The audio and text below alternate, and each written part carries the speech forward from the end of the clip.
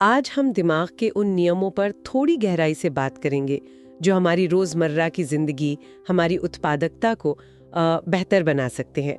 हमारे पास जो सामग्री है वो उत्कृष्ट उत्पादकता के 8 ब्रेन नियम पर आधारित है और हमारा मकसद है कि इसमें से जो सबसे कारगर बातें हैं उन्हें समझें। अक्सर ये लगता है ना कि दिन में 24 घंटे तो सबके पास है, पर कुछ लोग इतनी एनर्जी और फोकस के साथ काम करते दिखते हैं और कई लोग सुबह उठते ही थका थका सा महसूस करते हैं। ध्यान भटकना, एनर्जी कम लगना, काम टाल देना, ये सब बहुत आम लगता है आजकल। और ये सामग्री कहती है कि ये सिर्फ इच्छा शक्ति विल पावर की बात नहीं है, बल्कि दिमाग कैसे काम करता है उसे समझने की बात है।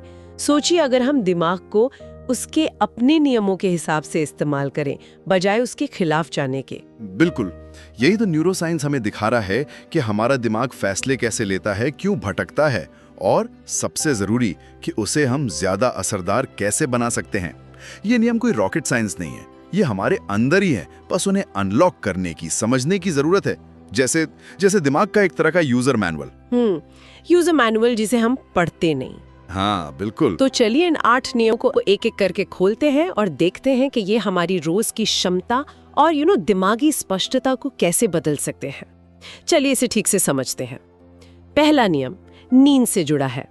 अक्सर हम नींद को टाल देते हैं, सोचते हैं बस थोड़ा और काम या थोड़ी देर और स्क्रीन। इसे जरूरत नहीं, लग्जरी मान लेते हैं।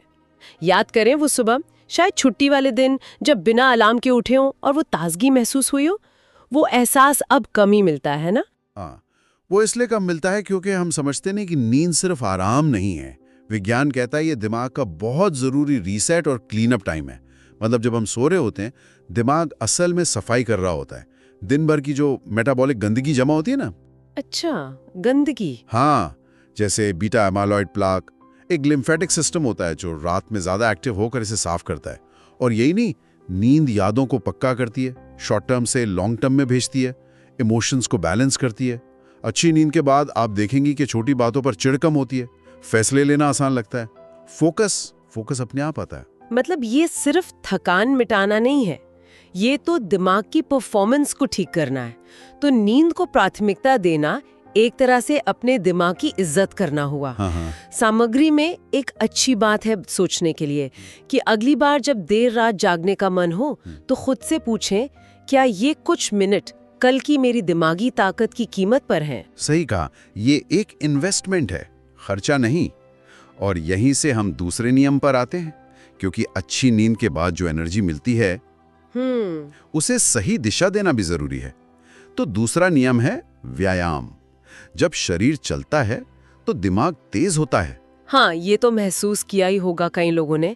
कभी लगता है ना कि दिमाग पर धुंध सी छाई है, विचार धीमे, फोकस बिखरा हुआ, और तब हम क्या करते हैं? एक और कप चाय या कॉफी या फोन उठा लेते हैं। बिल्कुल, जबकि उपाय शायद सिर्फ उठकर थोड़ा चलने में हो। शरीर और दिमाग का कनेक्शन बहुत गहरा है। जब हम फिजिकली एक्टिव होते हैं, खासकर एरोबिक व्यायाम, तो दिमाग में खून का बहाव बढ़ता है। ज्यादा खून मतलब ज्यादा ऑक्सीजन, ज्यादा न्यूट्रिएंट्स। दिमाग की कोशिकाएं बेहतर काम करती हैं। और ये सिर्फ मांसपेशियों की बात नहीं है। व्यायाम से दिमाग में केमिकल्स रिलीज होते हैं। डोपामाइन जो मोटिवेशन देता है, सेरोटोनिन मूड अच्छा करता है, नॉरएपिनेफ्रिन ध्यान बढ़ाता है, और शायद सबसे खास BDNF नाम का प्रोटीन, इसे दिमाग का खाद भी कहते हैं। ये नए न्यूरॉन्स बनने में और कनेक्शन मजबूत करने में मदद करता है, खासकर याददाश्त वाले हिस्से में। अरे वाह, तो ये सिर्फ मूड अच्छा करने की बात नहीं, ये तो दिमाग के स्ट्रक्चर को ही बदल रहा है। और ये बात भी है कि टहलते हुए सोचना ज्यादा आसान क्यों लगता है, शायद इसी वजह से। हाँ, काफी हद तक मूवमेंट से विचारों में भी एक फ्लो आता है। और इसके लिए रोज जिम जाना जरूरी नहीं है। सामग्री कहती है कि बस 20-30 मिनट तेज चलना या कोई भी ऐसी एक्टिविटी जिससे सांस थोड़ी तेज हो, वो दिमागी धुंध हटाने और फोकस बढ़ाने के लिए काफी है। तो सवाल यह है कि अगली बार जब मन भारी लगे तो क्या हम बैठे रहेंगे या उठकर चलेंगे? छोटा सा कदम, बड़ा दिमागी बदलाव। ये बात तो समझ आई। नींद से रीसेट, व्यायाम से एक्टिवेट। लेकिन एक्टिवेट होने के बाद भी ध्यान टिकाए रखना वो एक चुनौती है। और यहीं आता है तीसरा नियम, फोकस। एक समय में एक काम।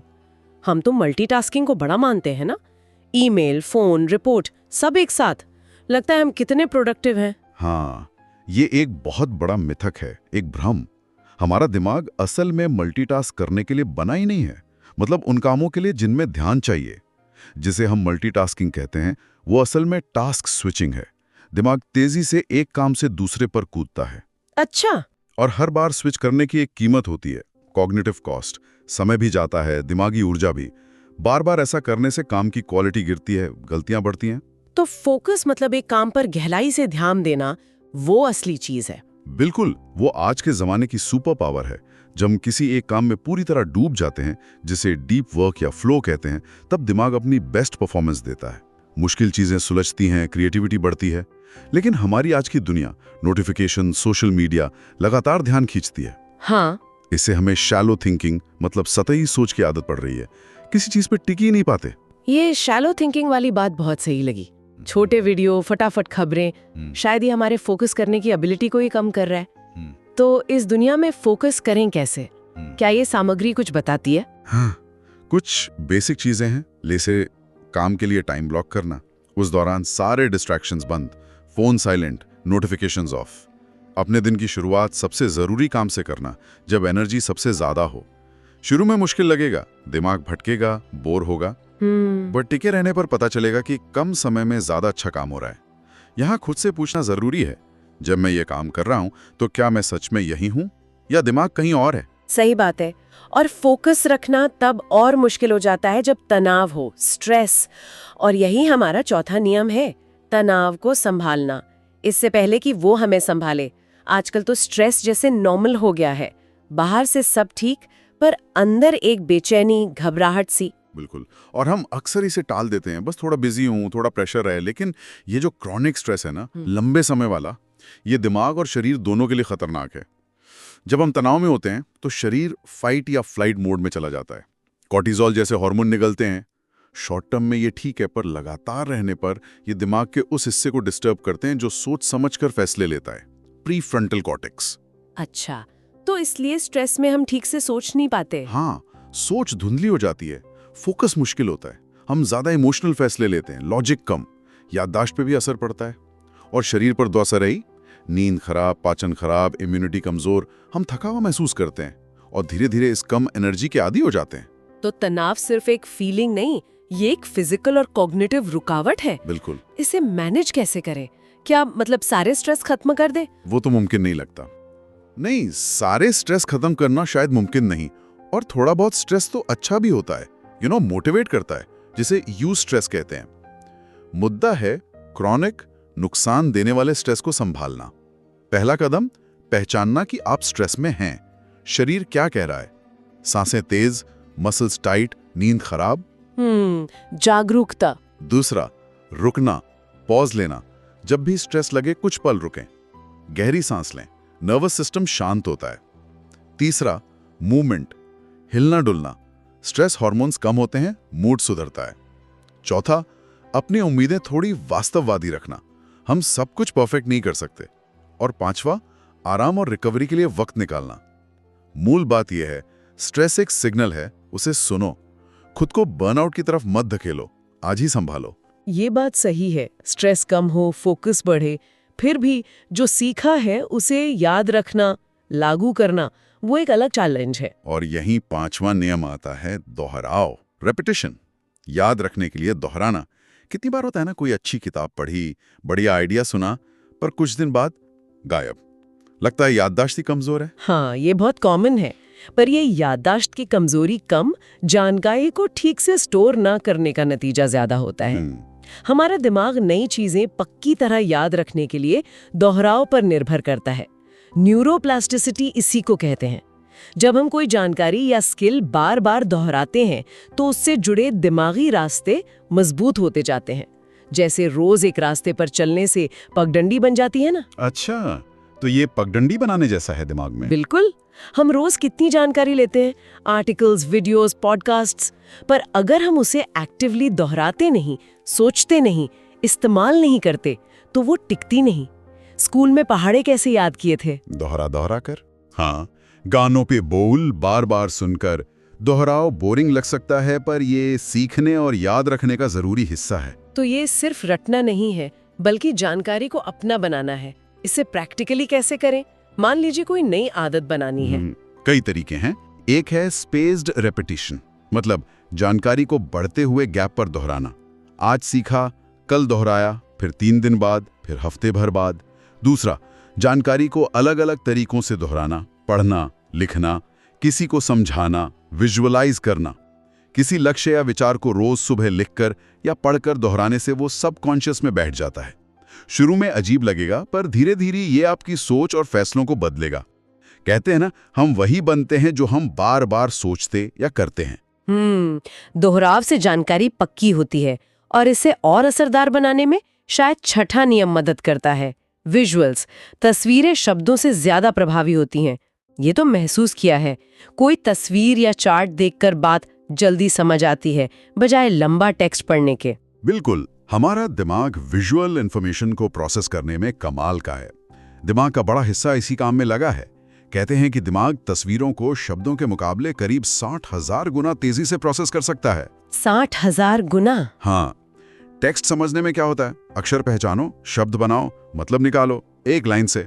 पर तस्वीर, रंग, आकार, रिश्ते, भावनाएं, सब एक साथ एक झटके में। इसीलिए तो इन्फोग्राफिक्स इतने चलते हैं, या प्रेजेंटेशन में टेक्स्ट की जगह इमेज या डायग्राम बेहतर माने जाते हैं। विजुअल्स न सिर्फ तेज हैं, बल्कि ज्यादा यादगार भी हैं। इसे पिक्चर सुपीरियॉरिटी इफेक्ट कहते हैं। हमें टेक्स्ट से ज्यादा तस्वीरें याद रहती हैं। तो अपनी प्रोडक्टिविटी और सीखने में विजुअल्स का इस्तेमाल कैसे बढ़ाएं? कई तरीके हैं। नोट्स लेते हुए माइंड मैप्स या फ्लो चार्ट्स बनाएं। मुश्किल चीजें समझने के लिए डायग्राम बनाएं। अपने गोल्स को लिस्ट की जगह विजन बोर्ड पर तस्वीरों से लगाएं। डेटा को चार्ट्स में देखें। आइडिया सोचते हुए ड्रॉ करने की कोशिश करें, भले ही ड्राइंग अच्छी ना हो। इससे जानकारी साफ होती है, कल्पना जुड़ती है। लक्ष्य सिर्फ शब्द नहीं रहते, एक दिखने वाली सच्चाई बन जाते हैं। तो सवाल यह है, क्या हम सब कुछ बस पढ़ेंगे या उसे देखकर, महसूस करके जीवन का हिस्सा बनाएंगे? विजुअल्स लक्ष्यों को महसूस कराते हैं, और यहीं से हम 7वें नियम पर आते हैं, भावनाएं, इमोशंस, जो एक्शन को ड्राइव करती हैं। ये गहरी बात लगती है। हम सोचते हैं हम लॉजिक से चलते हैं, पर क्या सच में? ज्यादातर नहीं। न्यूरोसाइंस और साइकोलॉजी दोनों मानते हैं कि हमारे ज्यादातर फैसले और एक्शन इमोशन से चलते हैं, भले ही बाद में हम उससे लॉजिक का लिबास पहना दें। जब किसी काम से हमारा इमोशनल कनेक्शन होता है, चाहे वो एक्साइटमेंट हो, पैशन हो, किसी मकसद से जुड़ा हो, या डरी क्यों ना हो, तो हमें उसे करने के लिए बाहरी धक्के की जरूरत कम पड़ती है। हाँ, ये तो है। सोचिए, जब आप किसी ऐसे प्रोजेक्ट पर काम कर रही होती हैं जिसमें दिल लगता है, तो थकान कम लगती है, ज्यादा समय देने को तैयार रहते हैं। और अगर मन न जुड़े तो छोटा सा काम भी बोझ लगता है, हम टालते लेते हैं। तो सिर्फ डिसिप्लिन की ये करना चाहिए, वो काफी नहीं है। लंबे समय के लिए नहीं, अगर अंदर से कोई भावनात्मक क्यों न जुड़ा हो। इमोशंस वो अनदेखा फ्यूल हैं जो एक्शन के इंजन को चलाते हैं। लक्ष्य बनाना आसान है, पर अगर उससे इमोशनल जुड़ाव नहीं तो वो बस लिस्ट बनकर रह जाएगा।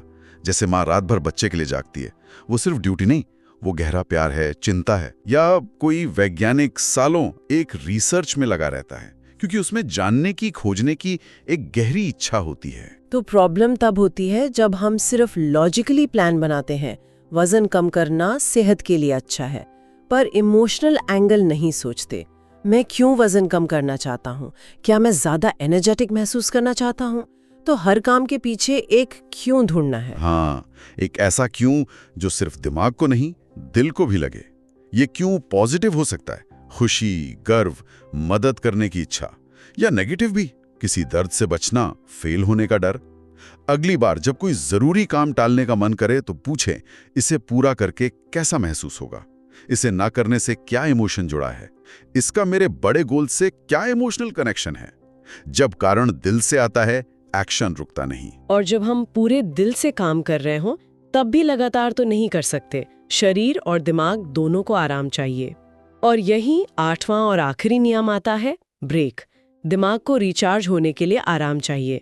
हम अक्सर सोचते हैं लगातार काम करना ही प्रोडक्टिविटी है, ब्रेक लेने में गिल्ट होता है। बिल्कुल, ये एक और मिथक है। असल में बिना ब्रेक के लगातार काम करने से प्रोडक्टिविटी बढ़ती नहीं, घटती है। हमारा दिमाग मैराथन नहीं, स्प्रिंटर की तरह काम करता है। छोटी छोटी तेज दौड़, फिर आराम।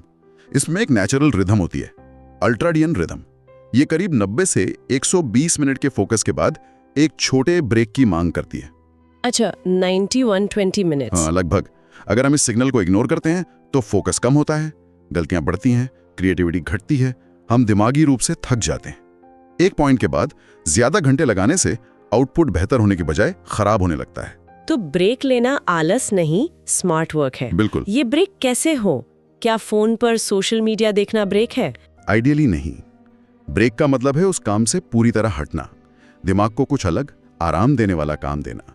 5-10 मिनट का छोटा ब्रेक भी बहुत है। उठकर टहल लें, स्ट्रेच करें, गहरी सांस लें, आंखें बंद करके बैठ जाएं या बस बाहर देखें। जरूरी यह है कि ब्रेक जानबूझ कर लें, बिना गिल्ट के।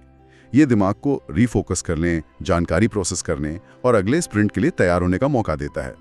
कभी कभी सबसे प्रोडक्टिव काम होता है थोड़ी देर कुछ न करना। रुकना, ताकि फिर से रफ्तार पकड़ सके। बिल्कुल। तो ये थे वो 8 ब्रेन रूल्स: अच्छी नींद, रेगुलर एक्सरसाइज, एक समय पर फोकस, स्ट्रेस मैनेजमेंट, दोहराव, विजुअल्स का इस्तेमाल, काम से इमोशनल कनेक्शन और रेगुलर ब्रेक। ये सिर्फ थ्योरी नहीं है, ये रोज की जिंदगी में इस्तेमाल करने वाले टूल्स हैं।